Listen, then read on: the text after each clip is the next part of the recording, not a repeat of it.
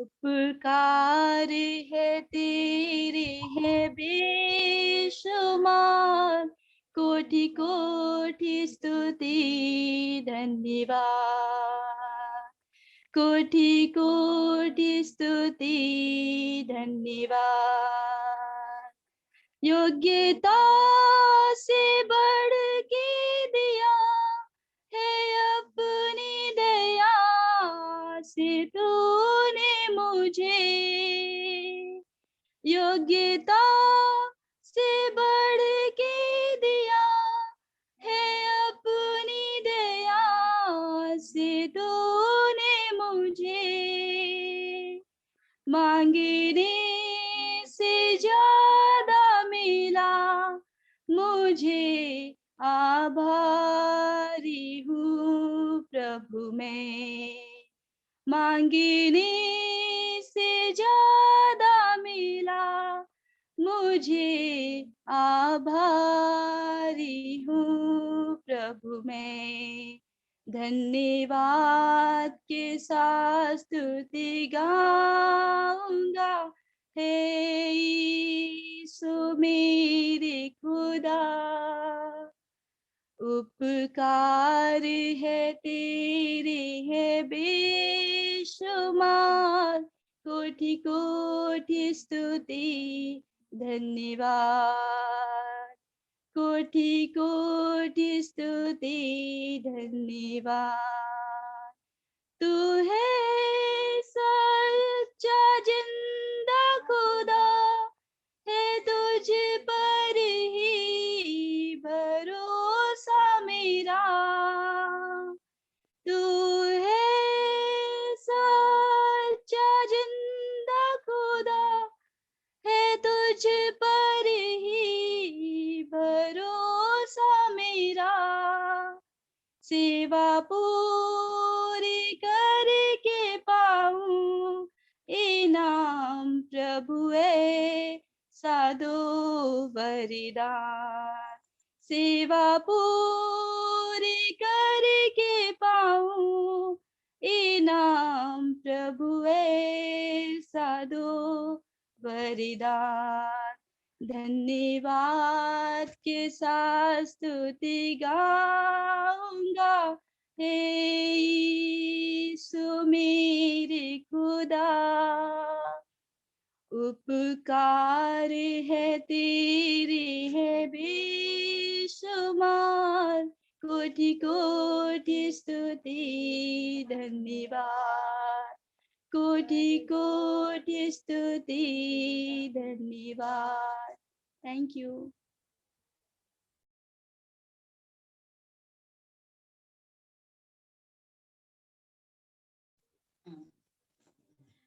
Uncle हम शून्य से लेके गाना गाएंगे। शून्य से लेके तूने मुझे रच लिया अपने ही रूप में, प्रेम किया है अनंत प्रेम से, दिया पुत्र मेरी मुक्ति के लिए। अनोखा प्यार है तेरा, करूंगा स्तुति तेरी मैं सर्वदा। अनोखा प्यार है तेरा, करूंगा स्तुति तेरी मैं सर्वदा। जग में आया यीशु स्वर्ग छोड़ के, मेरा सारा दंड सह लिया उसने। कोड़े खा के क्रूस उठा के यीशु ने मुझे मुक्ति और चंगाई दे दी है। अनोखा प्यार है तेरा, करूंगा स्तुति तेरी मैं सर्वदा। अनोखा प्यार है तेरा, करूंगा स्तुति तेरी मैं सर्वदा।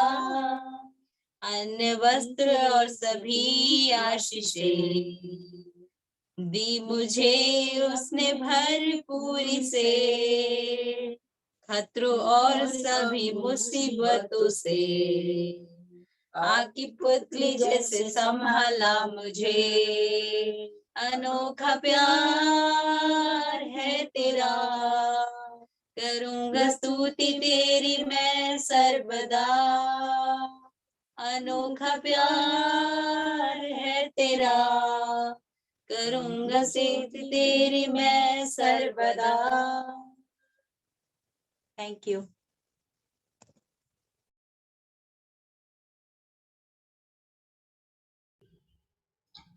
बहुत बहुत धन्यवाद पिंकी को, इलाहाबाद से जो गीत गाया, और आप लोगों को बहुत बहुत धन्यवाद देना चाहते हैं, ताकि अच्छा गीत के द्वारा, अर्थपूर्ण गीत के द्वारा आज हम प्रभु को उपस्थिति में आने के लिए प्रभु ने मदद दिया है।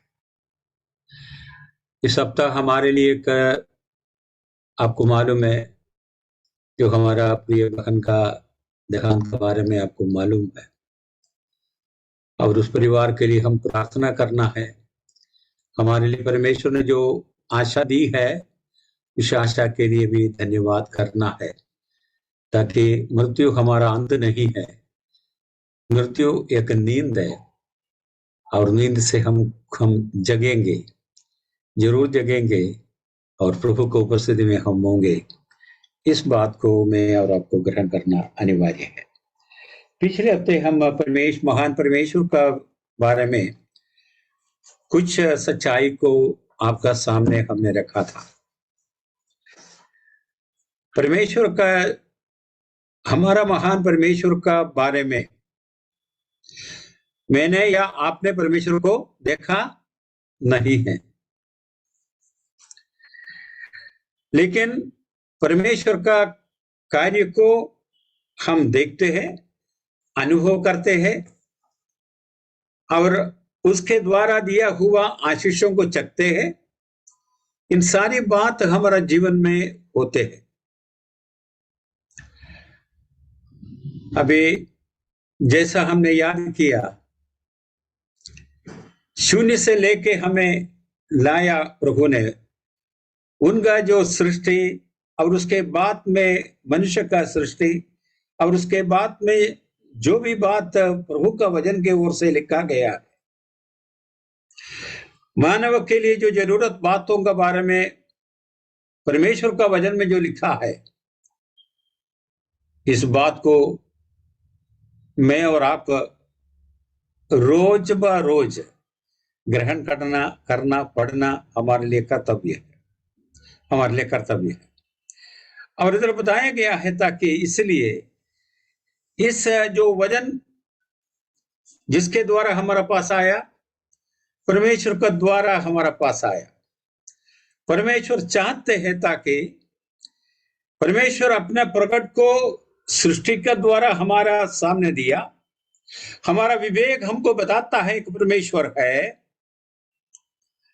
और देखिए अनदेखी बात हमको ये बात बता रहा है परमेश्वर है, और तमाम प्रकार का जो प्रकृति का जो शक्ति प्रभाव को देखते हुए हमको मालूम है कि जीवित परमेश्वर है।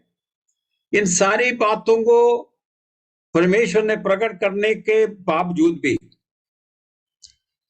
परमेश्वर अपने आप को प्रकट किया, परमेश्वर का प्रेम को हमारे लिए दर्शाया। हम उसके लिए धन्यवाद करता है। पिछले हफ्ते सृष्टि का विषय के बारे में जब बात हो रहा था, इतवार का दिन में, उसमें बताया गया है परमेश्वर का महान प्रेम के बारे में बताया गया है। मानव का सृष्टि का द्वारा परमेश्वर का महान प्रेम कैसा प्रकट करवाया, उसका बारे में भी बातचीत किया है। ये जो वचन का अध्ययन है, हमें और मजबूत विश्वास में हमें मजबूत करता है। परमेश्वर का दृष्टि में मैं और आप क्या है, कौन है, उस बात को ग्रहण करने के लिए कार्य बन जाता है। सृष्टि में शिरोमणि होकर के हमें अगर परमेश्वर ने सृष्टि किया, तो परमेश्वर का वचन यूं कहता है, परमेश्वर ने मनुष्य को अपने स्वरूप में रचा।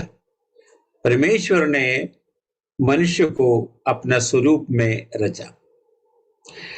जब केवल मनुष्य को अपना स्वरूप में रचा, केवल मनुष्य को मिट्टी से सान करके मनुष्य को रचा, बाकी सारी सृष्टि अपने शब्द का द्वारा जो सृष्टि किया, जानवर हो, जो पेड़ पौधा हो, जो भी बात हो, हम देखे अनदेखी बात हो, सारे अपने मुंह के वचन के द्वारा हुआ। लेकिन बताया गया है ताकि मनुष्य को अपना स्वरूप में रचा। हमने पिछले हफ्ते इस बात का बारे में बताया गया है, परमेश्वर ने जो मनुष्य का आदि मनुष्य का नाक में अपना श्वास फूका करके बताया गया, एक किस्म से चुंबन किया करके बताया गया। ये बात मैं और आपको याद करने के लिए बताया गया है। ये बात बताने का कारण यह है ताकि हमारा सृष्टि करने वाला एक व्यक्ति है, व्यक्तित्व है। उस व्यक्तित्व है जीवित परमेश्वर। उनका ज्ञान अपरंपार है, उनका प्रभाव अपरंपार है। उनका सारी बात हमारा विचार से, हमारा सोच से, हमारा बुद्धि से, हमारा सारी बातों से परे है करके हम जानते हैं। इसलिए प्रिय जी, जो मैं और आप इस बात को ग्रहण करना है, उस परमेश्वर मुझको और आपको प्यार करता है आज भी। उनके प्यार, क्योंकि उनका स्वरूप में मानव को रचा, तो उस मनुष्य के लिए वो ख्याल किया करके बताया गया है। तो सारी मनुष्य का जो आदि मनुष्य को बनाया, उसके बाद में ईव को बनाया, हवा को बनाया, और हवा को जब जैसा बनाया गया उसका बारे में भी परमेश्वर का वचन में प्यार का बहुत महान जिक्र है उसमें। उसके द्वारा मानव फूले फले, पीढ़ी बन जाए, परमेश्वर का आदर करे, परमेश्वर का सम्मान करे, यह बात प्रभु ने कहा था। लेकिन पाप के द्वारा पीढ़ी पाप में पड़ गया, परमेश्वर से दूर चले गया, परमेश्वर का महत्व को या महिमा को नहीं पहचान पाया। आज मनुष्य इस बात का बारे में यकीन नहीं कर सकता है ताकि एक परमेश्वर है, एक व्यक्तित्व है। वो जानता है, सुनता है, देखता है, सोचता है, दिल तरसता है। ये सारी बात को इस मनुष्य, इस व्यक्तित्व का ओर से मैं और आप जानते हैं प्रिय जीजो। लेकिन बहुत लोग परमेश्वर पर विश्वास नहीं करता है। भजन संहिता 14 उसका पहली आयत जरा पढ़िए। भजन संहिता 14 उसका पहली आयत।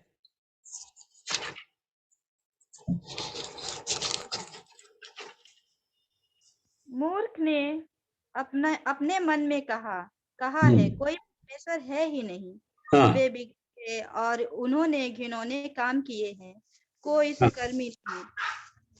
बताया गया है ताकि मूर्ख ने बताया कोई परमेश्वर नहीं है, और उन्होंने क्या किया है, जिन्होंने काम किया है, वो बिगड़ गए और जिन्होंने काम किए हैं, कोई सुकर्मी नहीं हुआ। क्योंकि ये बात उनका जीवन से हटाना चाहता था ताकि मेरा जीवन के अंदर हमारा जीवन को छानबीन करने वाला कोई भी है या व्यक्तित्व है, उसको मैं जानना नहीं चाहते। एक किस्म से मैं किसी को लेखा देना जरूरत नहीं है। मैं किसी का हकदार नहीं है, मैं अपने में है, मैं जो चाहा वो जो कर सकता है। ये मनुष्य सोचा, लेकिन उस मनुष्य के बारे में बताया गया है, वो कौन है? वो कौन है? मूर्ख है। अब उस मूर्खता का द्वारा उसने बताया कोई परमेश्वर मेरा सिवाय कोई नहीं। परमेश्वर नहीं तो प्रेम नहीं, परमेश्वर नहीं तो दया नहीं, परमेश्वर नहीं तो कोई भी ऐसा अनुभव बिल्कुल नहीं है। ऐसे का संसार में मैं और आप जीवन बिता रहा है, लेकिन मैं बताने के द्वारा परमेश्वर का अस्तित्व खत्म हम नहीं कर सकता है, हम नहीं कर सकता है। मैंने बता दिया परमेश्वर नहीं है बोल करके मैं जीवन तो बिता सकता है, लेकिन एक दिन हमको लेखा देना पड़ेगा। प्रिय जीजो, कोई भी हो इस संसार में, लेकिन परमेश्वर नहीं है बताने के द्वारा उनका जीवन क्या हो गया? बर्बाद हो गया, बर्बाद हो गया, बिगड़ते गया, बिगड़ते गया, बिगड़ते गया। ये जो एक मतलब जो बातें हैं, जो पहले पीढ़ी से लेकर जो आदम का पहले बेटे के लेके आगे को हम देख सकता है, आगे को हम दे सकता है। कायीन और हाबिल के बारे में हम पढ़ते हैं। कायीन ने हाबिल को क्या किया? मार डाला। जो अपने इच्छा हिसाब के आधार पर हम कर सकते हैं सोच कर बता करके उसने अपने भाई को मार डाला।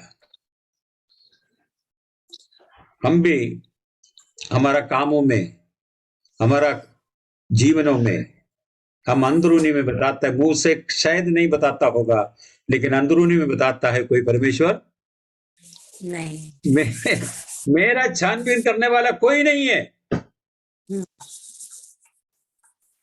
कोई परमेश्वर नहीं है। कौन है? कोई नहीं है। कुछ भी हम कर सकते हैं मेरे इच्छा के आधार पर। थोड़ी दिन का जीवन है, मौज करो। ये आप मतलब जो इक्लेसियास्टिक पुस्तक में जो आप निकालेगा, जो सफा उपदेशक है, उसमें बताया गया है ताकि जो मौज करो, लेकिन आखिरी में लेखक बताता है, परमेश्वर का वचन बताता है, सृष्टिकर्ता की ओर से आपका नजर डाल, एक दिन हमको लेखा देना पड़ेगा। मैं इस बात को बताने के कारण इसलिए प्रिय जीजों, मेरे जीवन के अंदर में भी शायद इस बात आता होगा कोई परमेश्वर नहीं है। परमेश्वर हमें माफ करे, कभी भी ऐसा नहीं होना चाहिए।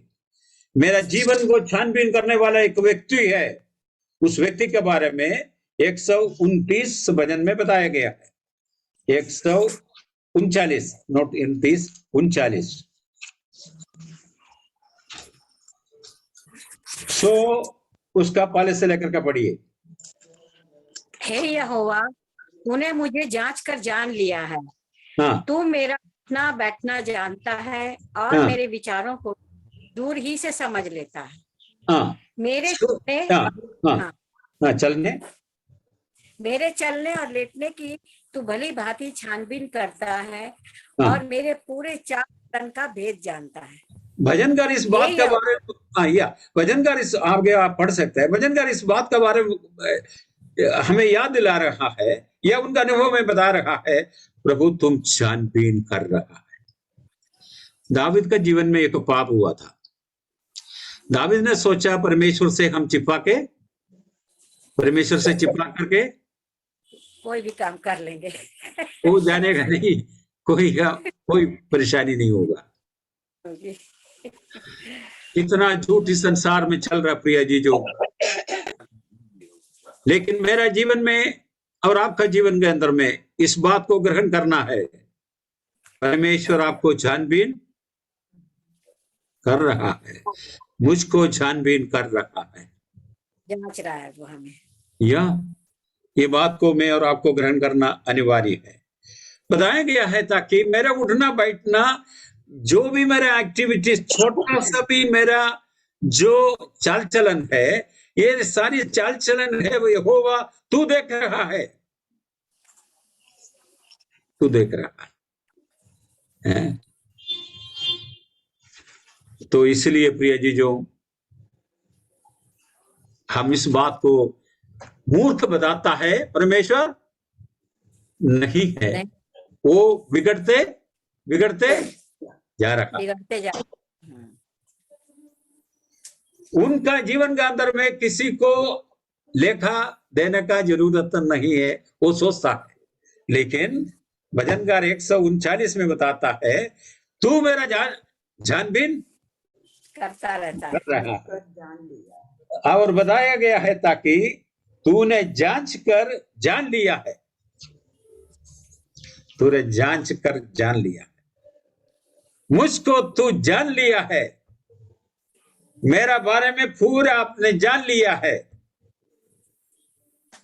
अगर मेरा जीवन का बारे में आप जान लिया है तो आपसे थोड़ा भय में रखूंगा, ज्यादा तो नहीं हो तो भी थोड़ा भय में रखूंगा, ताकि मेरा जीवन का सारी बात आपने जान लिया नहीं है।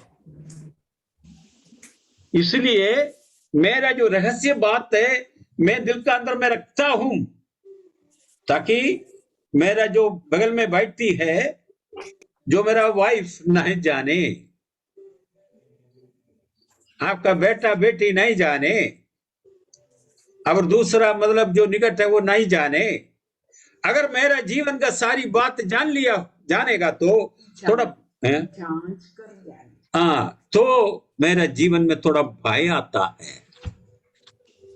अगला बोलता है, अगर मुंह में बोलेगा नहीं तो मुंह से बोलेगा नहीं तो बताएगा, अरे जा रहे हमको मालूम है कौन है क्या है कैसा है जानता है। ये बात को मैं और आपको दिल में रखना अनिवार्य रहता है। ये मेरा परमेश्वर है,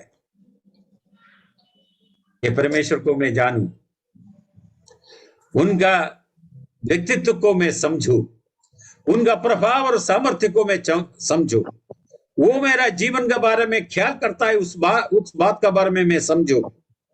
और बताया गया है हरेक निमिष वो मेरा जीवन का जानकर जान लेता है, जांचता है, और मेरा उठना बैठना जानता है, और मेरे विचारों को दूर से ही समझ लेता है। हाँ, दावीद पाप करने से पहले ही परमेश्वर ने उस बात का बारे में समझ लिया, ये क्या करने जा रहे। तो इसलिए मैं और आप भय के साथ जीवन बिताना हमारा कर्तव्य है प्रिय जीजों। पश्चाताप का जीवन बिताना हमारा कर्तव्य है प्रिय जीजों।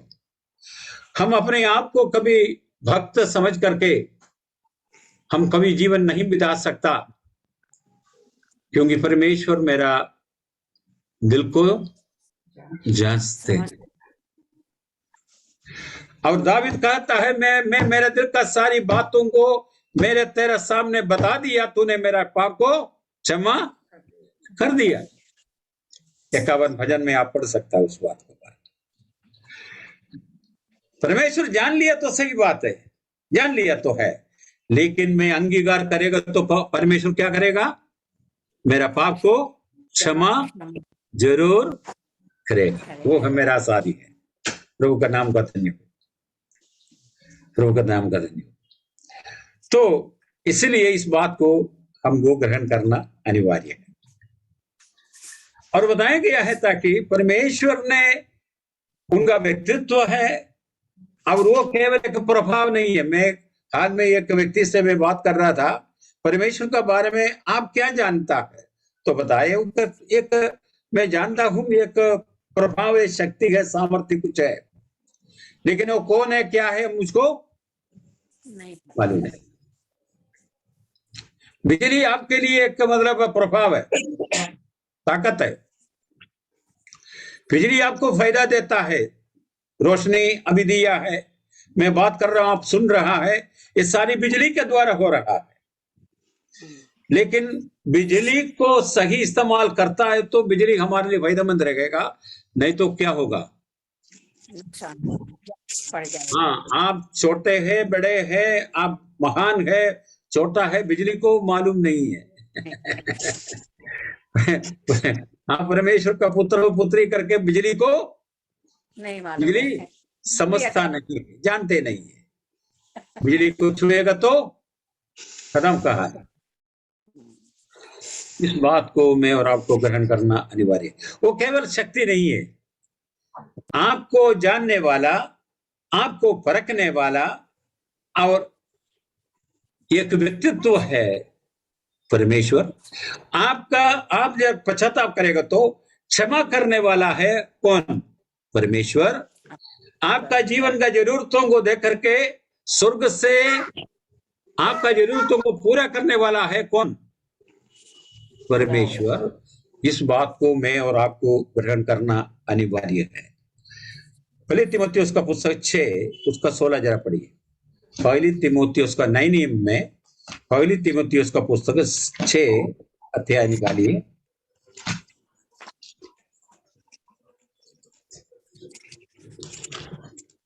उसका 16 पढ़िए।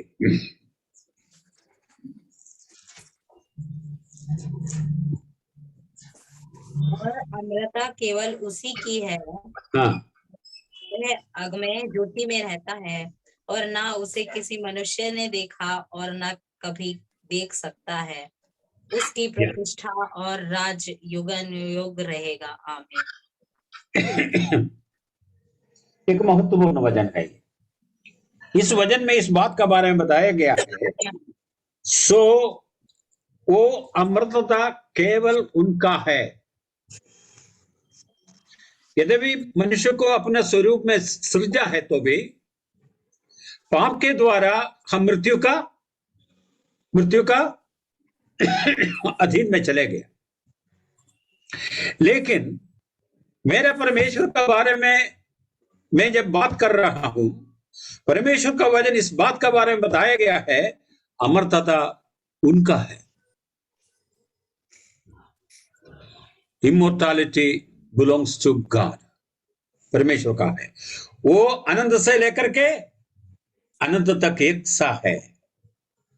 और इधर बताया गया है ताकि वो केवल अमर है, वो केवल अमरता में है। क्या लिखा है हिंदी में? और केवल और अमरता केवल उसी के है। अमरता, हमको अमरता का कोई अधिकार नहीं है। अमरता मतलब मृत्यु से परे रहने का हमारे लिए कोई हक है ही नहीं है, हमारे लिए कुछ भी है ही नहीं है। लेकिन मैं हाल में एक पढ़ रहा था, केरल में नहीं, दूसरी कोई जगह में है, तो एक बाइक एक्सीडेंट से एक जवान लड़का मतलब एक्सीडेंट में पड़ा, तो पुलिस उठा करके उनको हॉस्पिटल में ले गया। डॉक्टर ने बताया एक मर गया। एक खत्म हो गया। और उनको जाकर के मोर्चरी में फ्रीजर में रखा। 8 घंटे के बाद और उनका जो परिजन लोग आए पोस्टमार्टम करने के लिए, तो मोर्चरी खोला, फ्रीजर खोल के देखा तो उनको जान है।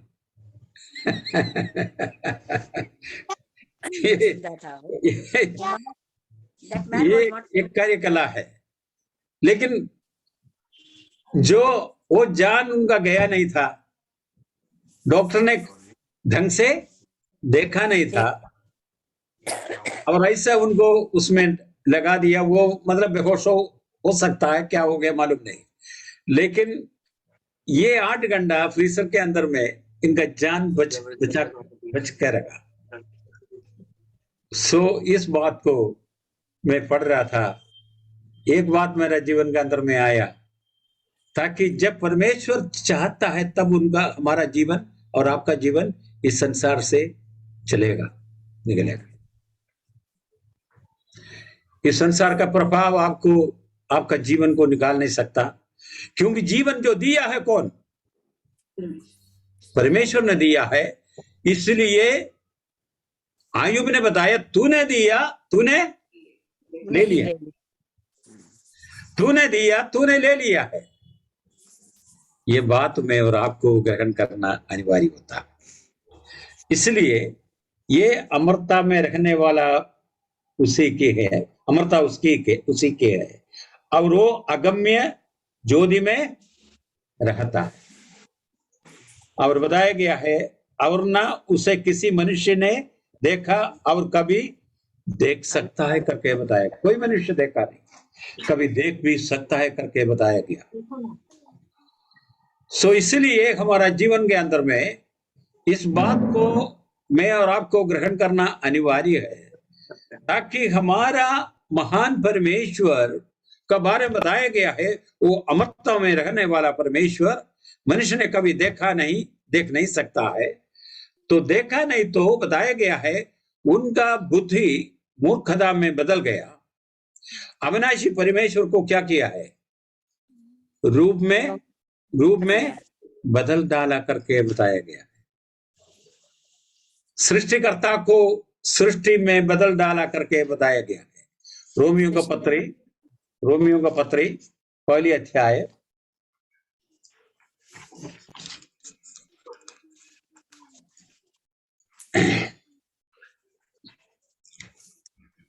और 26 से पढ़िए। 26 नहीं, एक मिनट।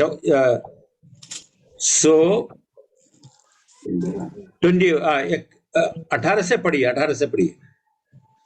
परमेश्वर का क्रोध तो उन लोगों को सब अभक्ति और अधर्म पर स्वर्ग से प्रकट होता है, जो सत्य को दबाए रखते हैं।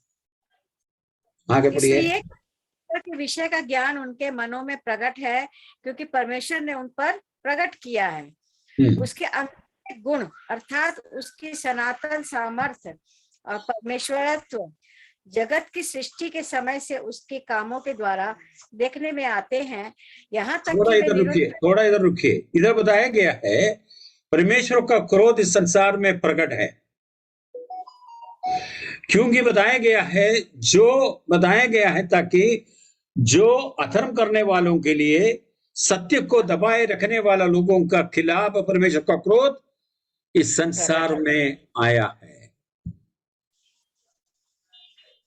और बताया गया है ताकि उनका जो, और 19 में बताया गया है, इसलिए कि परमेश्वर के विषय का ज्ञान उनके मनों में प्रकट था। परमेश्वर का ज्ञान उनका दिल में प्रकट था, लेकिन उन्होंने माना नहीं। और आगे बताया गया है, उसके अनदेखे गुण अर्थात उसकी सनातन सामर्थ्य और परमेश्वरत्व जगत की सृष्टि के समय से उसके कामों के द्वारा देखने में आते। मैं इस बात को बोलने के लिए चाहता था, इसलिए ताकि बताया गया सृष्टि का समय से लेकर के परमेश्वर का महिमा को देखने के लिए प्रकट था। His glory was appeared, His glory was there। उनका महिमा धरती पर प्रकट था, लेकिन बताया गया है लोगों ने उसको इनकार कर दिया। आज भी मनुष्य अपने जीवन के फायदा के लिए, जीवन के अपने जीवन में जो मौज करने के लिए परमेश्वर का महिमा को अलग कर दिया गया है, सत्य को दबा दिया गया है। इस सच्चाई को मैं और आप ग्रहण करें। क्या सत्य है? इधर बताया गया है, परमेश्वर का बारे में परमेश्वर प्रकट किया था, उस सच्चाई को मनुष्य ने क्या किया? दबा दिया गया, उसको नकार दिया या उसको दबा दिया। आगे पढ़िए जरा। दबाया। और आगे पढ़िए। सृष्टि के 20 पढ़िए। 20 पढ़ो। इसके अनदेखे गुण अर्थात उसकी सनातन सामर्थ्य और परमेश्वरत्व जगत की सृष्टि से समय से उसके कामों के द्वारा देखने में आते हैं, यहाँ तक कि वे निरंतर है। इस कारण की परमेश्वर के को जानने पर भी उन्होंने परमेश्वर के योग्य बड़ाई और धन्यवाद ना किया, परंतु व्यर्थ विचार करने लगे, यहाँ तक कि उनका निर्बुद्धि मन अंधेरा हो गया। वे अपने आप बुद्धिमान जताकर मूर्ख बन गए और अविनाशी परमेश्वर की महिमा को नाशवान मनुष्य और पक्षियों और चौपायों और रेंगने वाले जंतुओं की मूरत की समानता में बदल डाला। जी, तो ये बात जब परमेश्वर देखा, परमेश्वर का क्रोध इस मनुष्य के ऊपर आया। जो उनका सत्य का बारे में बताया वो निरुत्तर है, उसको कोई सवाल नहीं कर सकता है, लेकिन उसके बावजूद भी मनुष्य ने उस सच्चाई को ठुकराया गया। परमेश्वर का क्रोध इस संसार में आने का कारण इसलिए था, और बताया गया है सत्य क्या था, उनके अनदेखे गुण अर्थात उसके सनातन सामर्थ्य प्रकट किया गया था, लेकिन लोगों ने उसको ठुकराया गया। मैं सृष्टि को जब देखता है और सृष्टि का कार्यकलाप को देखता है, मैं धन्यवाद किसको देना है? परमेश्वर को देना है। सृष्टि का जो सुंदरता जब देखते हैं, परमेश्वर को धन्यवाद देते हैं। गैलेक्सियों को मैं देखता हूं, परमेश्वर को धन्यवाद देना है। मेरे जीवन को मैं देखता हूं, परमेश्वर को धन्यवाद देना है। मुझको जीवनदार करके इस संसार में रख छोड़ा है, अच्छा श्वास दिया गया है, उसके लिए मैं परमेश्वर को धन्यवाद देना है। लेकिन मनुष्य अपने बुद्धिमान समझ करके क्या हो गया? मूर्ख बन गया करके बताया गया। बुद्धिमान समझ करके मूर्ख बन करके परमेश्वर को ढकेल दिया। जिसका अधिकार है सनातन परमेश्वर है, राजाओं का राजा है, उसको ढकेल दिया है। लेकिन मनुष्य ढकेलेगा तो ढकेलने वाला नहीं है कौन? हमारा परमेश्वर। सारा अधिकार उनका हाथों में है। अभी केरल में साउथ में जो बाढ़ आई है, परेशानी आई है, जो अननेचुरल है, इस समय पर कभी भी उधर पानी नहीं गिरना था, बाढ़ नहीं आना था, लेकिन अभी हो रहा है। उसको रोकने का कोई शक्ति सामर्थ्य कोई साइंस में नहीं है, नहीं, ना ही किसी मनुष्य में है, किसी मनुष्य में भी नहीं, केवल परमेश्वर कर सकता है। परमेश्वर इस बात के बारे में हमें सिखाता है ताकि हम अपने जीवन का कमी को प्रभु का सामने रख करके पश्चाताप करने के लिए प्रभु बता रहा है। लेकिन मनुष्य का दिल खडोर होते जा रहा है। प्रिय जी, जैसा मिस्री में 10 विपत्तियां डाली, विपत्ति के बावजूद भी कठोरता में चले गया करके बताया गया। इस कठोरता से हमें बचना अनिवार्य है। प्रिय जी, प्रभु ने बताया तुम्हारा कठोर दिल बदल करके तुम्हें मुलायम दिल दूंगा करके प्रभु ने बताया गया। हमारा कठोर दिल था, हम समझदार नहीं था, हम भटकने वाला था, लेकिन प्रभु ने अपने जगहों में लिया, अपने जवनार के घर में लाया और उधर हम उनके साथ मौज करने के लिए काबिल बनाया। उस परमेश्वर को मैं धन्यवाद देता, उस परमेश्वर को मैं धन्यवाद देता। और इधर बताया गया है ताकि दानियल का पुस्तक उसका 2:20 में परमेश्वर का विषय के बारे में क्या बताया गया। दानियल का पुस्तक पुराना नियम में भविष्यवाणियों में यिर्मयाह के बाद आता है, एसेकियेल का बाद आता है दानियल, सखियल का बाद दानियल का कौन सा 2:20। हाँ जी, 2 अध्याय 20 बाब दानियल 2:20। 2:20। अच्छा,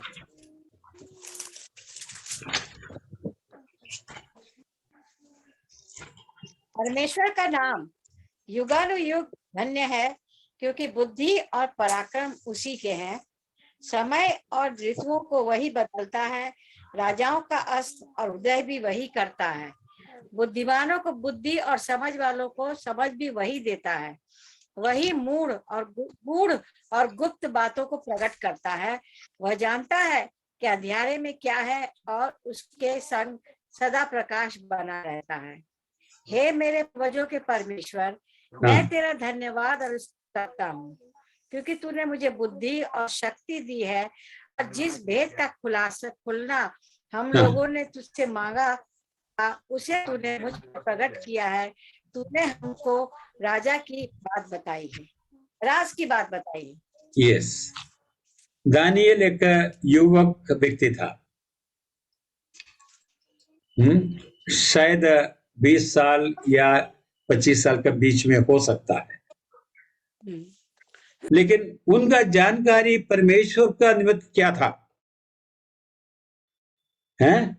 उनका जानकारी क्या था परमेश्वर के निमित्त? 20 से बताए और एक बार पढ़िए, ये महत्वपूर्ण है, आपको जानना और हमको जानना अनिवार्य है। परमेश्वर का नाम युगानुयुग धन्य है, क्योंकि बुद्धि और पराक्रम उसी के हैं। बुद्धि और पराक्रम उसी के है। समयों को वही चलाता है, राजाओं अस्त और उदय भी वही करता है। समयों को और सीजन ऋतुओं को वो चलाता है, और क्या करता है? वो बदलता है। राजाओं का अस्त और उदय भी वो ही करता है। राजा आते हैं, उनका एक उदय होता है और उनका भी अस्त भी परमेश्वर ने ठहराया गया है। और बताया गया है उसके आगे, बुद्धिमानों को बुद्धि और समझने वालों को समझ भी वही देता है। बुद्धिमानों को बुद्धि, समझने वालों को समझ, क्योंकि मूर्ख बताता है कोई परमेश्वर नहीं। लेकिन आप परमेश्वर को जानने वाला है तो परमेश्वर का नजर में आप बुद्धिमान हैं। शायद आप पढ़े लिखे नहीं हो सकता है, लेकिन परमेश्वर का नजर में कौन है? आप समझदार बुद्धिमान है, क्योंकि इस सच्चाई को आपने मान लिया, ग्रहण किया है।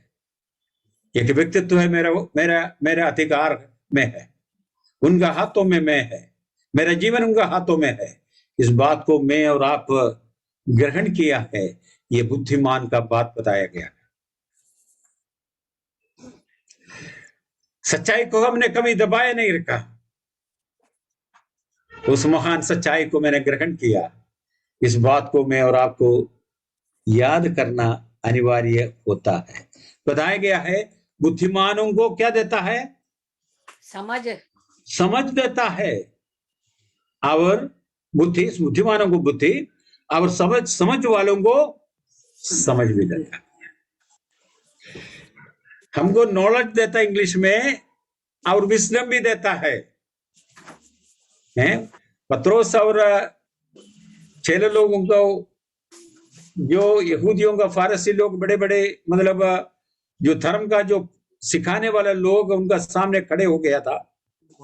पत्रोस का और यूहन्ना का जो दिल के अंदर में, जीवन में जो बताया गया है विजडम, समझ था, वो देख करके वो चकित हो गया। ये पढ़े लिखे लोग नहीं है, ये मछुआरे हैं, इनको ये समझ किधर से आया है? हमें नहीं है वो समझ, इनको कैसा मिला है? प्रिय जी, जो प्रभु आपको समझ देगा, प्रभु मुझको समझ देता है। बुद्धिमानों को बुद्धि, समझदारों को समझ। मूर्खों को क्या करेगा? परमेश्वर ने, जो बिगड़ते जाएगा, बिगड़ने वालों को परमेश्वर का क्रोध, जो नहीं मानते परमेश्वर है। हाँ जी, जो नहीं, या हाँ जी, प्लीज तो ये बात को मैं और आपको ग्रहण करना बहुत जरूरत है। समय का और बताया गया है ऋतुओं को बदलता, और राजाओं का अंध और उदय भी वो करता है, और बुद्धिमानों को बुद्धि और समझने वालों को समझ भी देता है। और 22 आयत पढ़िए। वही गूढ़ और गुप्त बातों को प्रकट करता है। हाँ, वह जानता है कि अंधियारे में क्या है और उसके संग सदा प्रकाश बना रहता है। हाँ, दानियल कहता है केवल एक व्यक्ति जानता अंधकार में, अंधियारे में क्या हो रहा है, अंधकार में क्या हो रहा है, अंधकार में क्या है। अगर मैं कमरे में बैठता हूं, अगर लाइट नहीं तो मुझको मालूम है किधर मेज रखा है, किधर वो रखा है, ये सब मुझको याद है, लेकिन उसके बावजूद भी मैं क्या होगा, टकरा जाएंगे, टकरा जाएगा, टकरा जाएगा, टकरा जाएगा। लेकिन इससे टकराए जाने से मुझको बचाने वाला कौन है? परमेश्वर। वो देखता है, वो जानता है, वो हमें समझ देता है। प्रभु इस वचन का द्वारा हमें आशीष दे, ये एक महत्वपूर्ण बात है। दानियल अपने बचपन में इस बात को ग्रहण किया। धन्य है वो व्यक्ति बचपन से इस बात को ग्रहण, इस सच्चाई को ग्रहण करे, तो वो समझदार है। और कौन होगा वो? बुद्धिमान है। इस संसार का बुद्धि बिगड़ जाएगा प्रिय जी। जहां वही हमने जो पिछले संडे सुना था, बिग बैंग में जो मनुष्य आया, ये आया करके बताता है, वो कुछ भी नहीं, ऐसा कुछ नहीं होता है। ये प्रेम का, परमेश्वर का महान कार्य का एक बड़ी सी उद्देश्य का पूर्ति है सृष्टि। जब सृष्टि मनुष्य का हो गया, वो आराम किया करके बताया है। इस परमेश्वर के बारे में हम ऐसे नबी का पुस्तक 6 अध्याय में,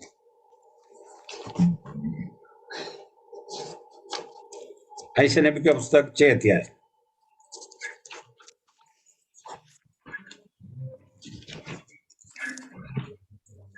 पहले से पढ़िए, 6 से पढ़िए।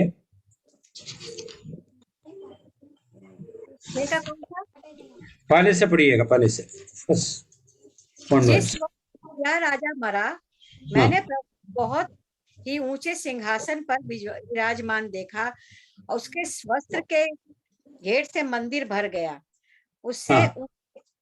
उससे ऊंचे पर साराप दिखाई दिए। उनके 6 पंख थे, 2 पंखों से वे अपने मुंह को ढांपे थे, और 2 से अपने पांवों को, और 2 से उड़ रहे थे।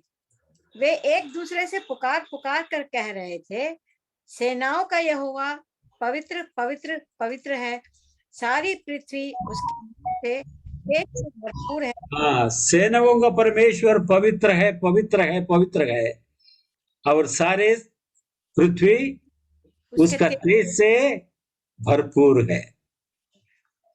परमेश्वर हमें आशीष दे।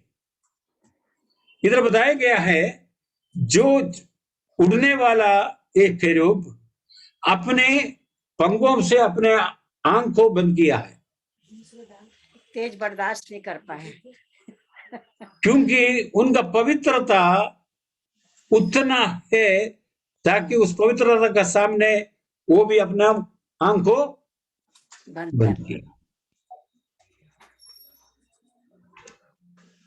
क्योंकि वो सारी बातों से अलग है। वो पवित्र है, पवित्र है, पवित्र है, 3 बार बताया।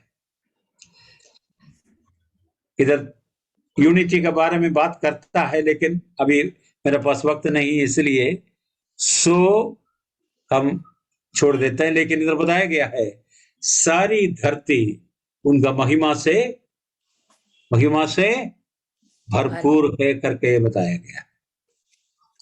उस पवित्र परमेश्वर का पास में और आप आया है, जो प्रकाशित वाक्य स्वर्ग में भी यही गीत चल रहा है, हे परमेश्वर तू पवित्र है, पवित्र है, पवित्र है। ये हमें लगातार याद दिलाते जा रहा है मेरा परमेश्वर कौन है? पवित्र है, तो तुम भी पवित्र होना अनिवार्य है। मेरा चाल चलन में, मेरे जीवन में उस पवित्रता को हमने पाना अनिवार्य होता, तब परमेश्वर को उपस्थिति में इन बताया गया है कि रूप का सामने हमें आदर मिलना है, तो उस पवित्रता को हमको रखना अनिवार्य है। बिना पवित्रता से हम परमेश्वर को कभी देख भी नहीं सकता करके बताया गया है। इस बात को मैं और आपको ग्रहण करना है। ये परमेश्वर महान परमेश्वर है। तो मेरे जीवन का अंदर में एक सवाल होता है, उस सवाल को बता करके मैं इधर बंद करूंगा। कुरिन्थियों का पत्री में निगाह आइए, दूसरा कुरिन्थियों उसका 6 अध्याय,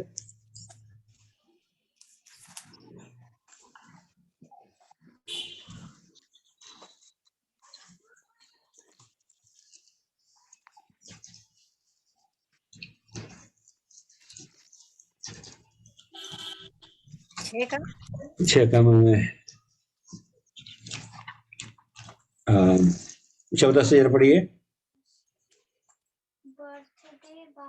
और अविश्वासियों के साथ असमान जुए में ना जुटो, क्योंकि धार्मिकता और अधर्म का क्या मेल जोल, या ज्योति और अंधकार के क्या संगति, और मसीह का बलियाल के साथ क्या लगाव, या विश्वासी के साथ अविश्वासी का क्या नाता, और मूर्ति के साथ परमेश्वर के मंदिर का क्या संबंध, क्योंकि तो जीवते परमेश्वर के मंदिर है, जैसा परमेश्वर ने कहा है।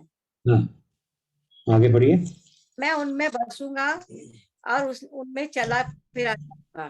परमेश्वर बसने बस इधर परमेश्वर वादा किया है, मैं बसूंगा इस संसार में। अगर बसना है तो तू परमेश्वर का क्या है? मंदिर है, तुम्हें मैं बसूंगा। कोई मतलब ईटा पत्थर के अंदर में परमेश्वर नहीं बसता है। ये सोलोमन कहता है, तू उससे महान है, तू कैसा बसेगा? ईटा पत्थर से बनाया हुआ, सोना से मतलब उसको रचा हुआ कोई मंदिर के अंदर में परमेश्वर को हम रख नहीं सकता है। परमेश्वर आपका दिल में, मेरा दिल में बसने के लिए चाहता है, ताकि उनका पवित्रता स्वर्गदूत देख सके, खेरूब देख सके, और उसके द्वारा वो बता सके, होली होली होली, पवित्र पवित्र पवित्र परमेश्वर। क्योंकि पवित्रता स्वर्ग से उंडेल करके किधर आया? मुझ में और आप में देने के लिए परमेश्वर चाहा प्रिय। दूसरा बात इधर बताया गया है, ताकि इस पवित्र परमेश्वर का बारे में बताया गया, 16 आयत में बताया गया है, ताकि 16 आयत में what agreement has the temple of God, 16 में, और मूर्तियों के साथ परमेश्वर के मंदिर का क्या संबंध? कोई रिलेशन नहीं हो सकता है प्रिय जी। लेकिन हम मसीह होके भी तमाम मूर्ति हमारा जीवन में है। तमाम मसीह लोग मूर्ति रखता है, कभी यीशु का रूप बोल करके उसको रखता है, नहीं तो तस्वीर रखता है। और हम इलाहाबाद में था, तो हम एक परिवार में जाता था, प्रार्थना करने के लिए बताएगा तो बाहर जाकर के जल्दी जाकर के 2-3 फूल उठा कर ले आएंगे, और जो यीशु का जो बताता है उसका एक तस्वीर रखा है और एक क्रॉस रखा है, उधर पहले फूल चढ़ाता है, और उसके बाद में उसको देख करके वो प्रणाम करके खड़े हो जाता है। हम उल्टा खड़े होकर के प्रार्थना करता था। उससे कोई संबंध नहीं है, क्योंकि वो कैथोलिक लोग था। इसलिए मैंने बोलने का मतलब ये है प्रिय जी, जो हम मूर्ति से दूर रहे। परमेश्वर मूर्ति को क्या करता है? घृणा करता है। नो मतलब संबंध नहीं है करके बताया गया। रोमियों को पत्र में बताया कि परमेश्वर को क्रोध आने का कारण ये था, सच्चाई को अधर्म से दबाए रखा। इसलिए परमेश्वर को कोई भी नहीं देखा, देख भी नहीं सकता करके बताया गया है। लेकिन पुत्र प्रभु यीशु मसीह के द्वारा मुझको प्रकट किया है परमेश्वर, उनको स्वीकार करने के द्वारा उनका पवित्रता मुझ में आया है। उस महान परमेश्वर का महानता को समझने के लिए प्रभु कृपा करता है। इस बात को मैं और आपको ग्रहण करना अनिवार्य है। प्रभु इस वचन का द्वारा हमें आशीष दे।